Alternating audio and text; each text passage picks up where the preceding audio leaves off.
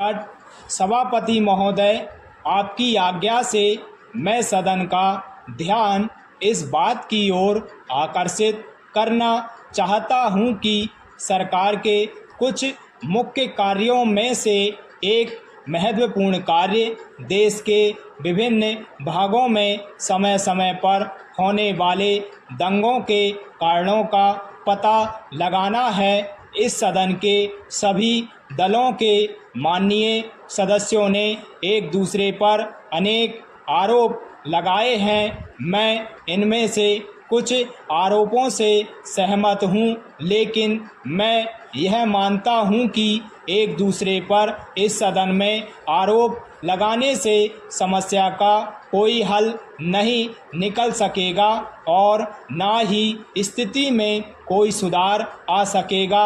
हम लोग यदि इस प्रकार के दंगों पर हमेशा के लिए काबू पाना चाहते हैं तो हमें अपने देश में ऐसी शिक्षा देनी होगी जिससे कि एक दूसरे के प्रति गलत भावनाएं पैदा ना हों।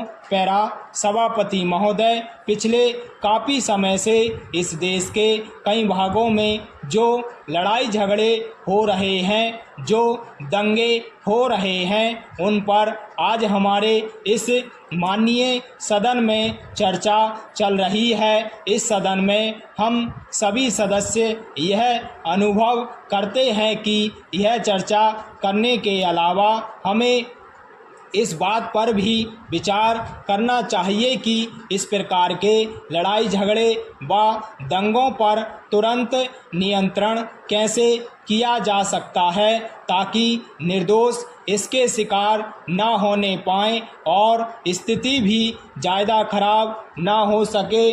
कुछ माननीय सदस्यों ने चर्चा के दौरान अनेक सुझाव भी दिए हैं। इस तरह के दंगे इस देश में पहले भी अनेक बार हुए हैं, लेकिन पिछले वर्ष देश में कई प्रदेशों में जो दंगे और घटनाएं हुई हैं उनसे विदेशों में भी हमारे देश की छवि खराब हुई है। पैरा सभापति महोदय, आपकी आज्ञा से एक अन्य विषय की ओर मैं अपने विचार इस सदन के सामने रखना चाहता हूं। संयुक्त राष्ट्र संघ की एक भाषा हिंदी भी होनी चाहिए। यह मांग पिछले कई सालों से बराबर उठ रही है, किंतु होगी या नहीं और कब होगी यह दूर की बात है।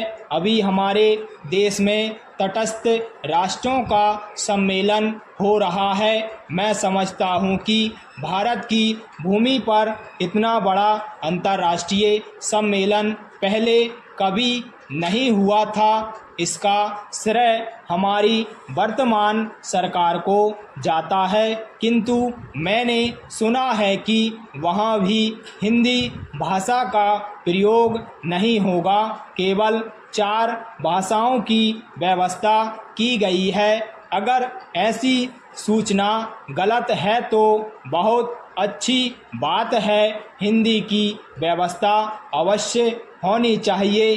अगर ऐसी व्यवस्था नहीं हुई तो जो प्रतिनिधि बाहर से आ रहे हैं वे क्या सोचेंगे।